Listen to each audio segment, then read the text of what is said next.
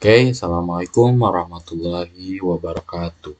Perkenalkan, nama saya Muhammad Farhan Al-Haitami, mahasiswa dari jurusan Komunikasi dan Penyiaran Islam kelas 4C dengan NIM 121402011. Di sini saya akan membuat video review buku Filsafat dan Etika Dakwah karangan Dr. Haji Aang Ridwan, MAG, demi memenuhi tugas UAS mata kuliah retorika.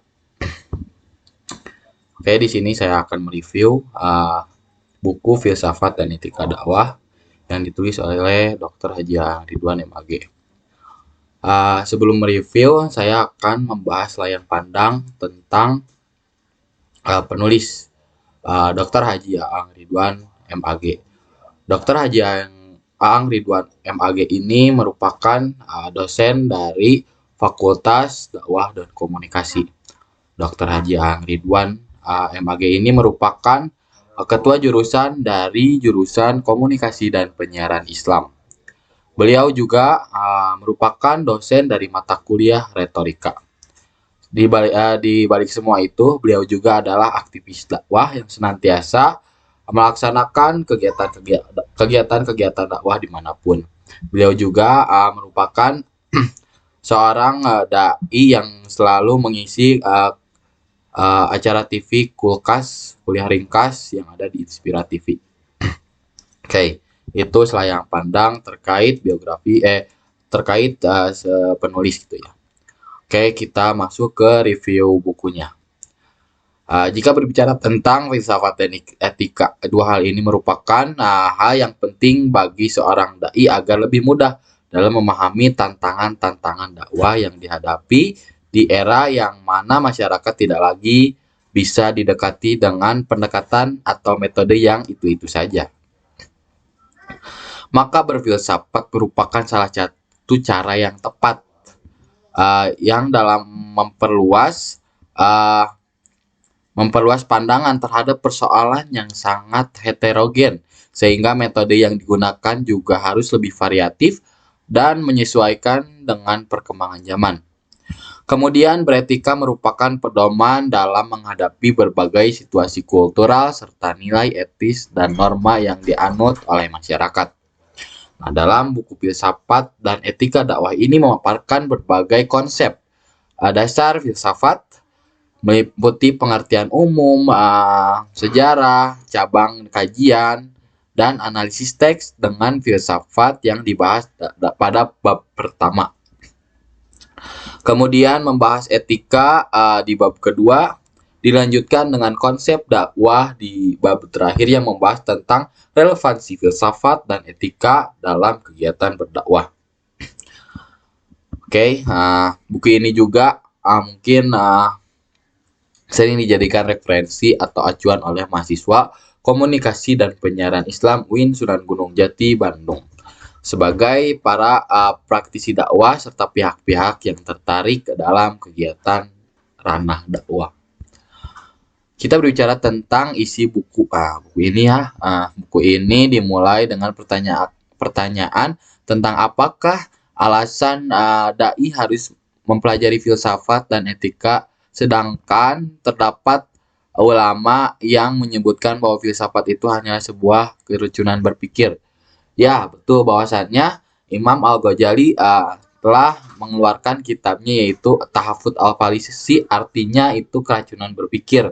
Nah, bagaimana nih dalam menghadapi pernyataan yang seperti ini gitu, bahwasannya filsafat itu haram untuk dipelajari, namun di sisi lain wajib untuk kita pelajari agar kita lebih luas memberikan pandangan dalam sebuah persoalan gitu ya. Jadi dalam buku ini dijelaskan bahwa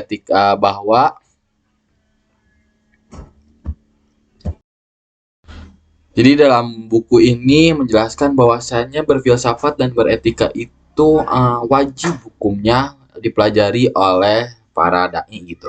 Di dalam buku ini dijelaskan bahwa etika merupakan sebuah cabang ilmu dari filsafat yang perlu untuk dipelajari.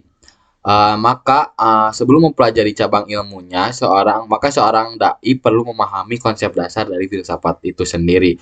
Belajar filsafat diperlukan agar dai bisa memahami teks-teks keagamaan secara lebih baik sesuai dengan problematika yang dihadapi.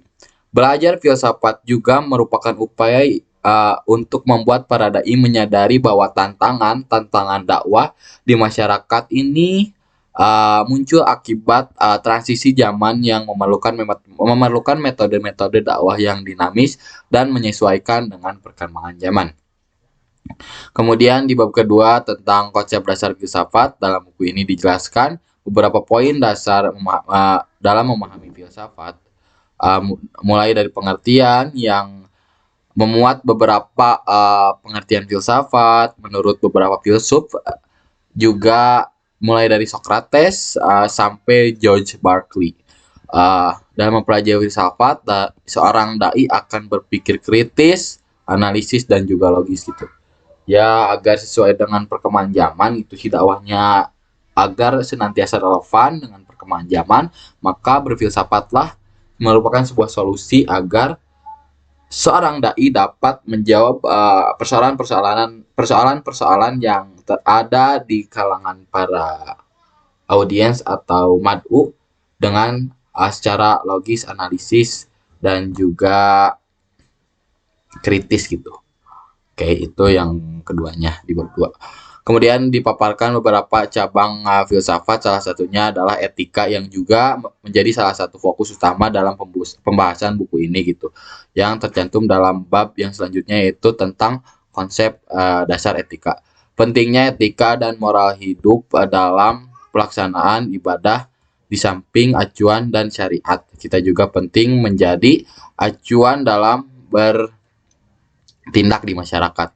Selanjutnya terkait dakwah, meskipun berdakwah merupakan kewajiban setiap muslim, namun dalam praktiknya dakwah tidak boleh dilakukan dengan paksaan, intimidasi, apalagi kekerasan. Oleh karena itu, dalam berdakwah, seorang dai perlu menguasai ilmu-ilmu pendukung di samping menguasai kajian ilmu yang menjadi materi dakwah tersebut. Oke, singkatnya dalam buku Filsafat dan Etika Dakwah ini menekankan bahwasannya agar seorang dai dapat menjawab tantangan-tantangan zaman, tantangan-tantangan yang ada di masyarakat saat ini dengan secara kritis, logis, dan analisis, kita harus perlu adanya mempelajari filsafat dakwah tersebut. Dan juga agar dakwah yang kita lakukan ini senantiasa enak dan masuk kepada halayak, kita harus mempelajari juga etika gitu. Oke, mungkin sekian yang dapat saya sampaikan dalam revisi buku Filsafat dan Etika Dakwah. Terima kasih. Wassalamualaikum warahmatullahi wabarakatuh.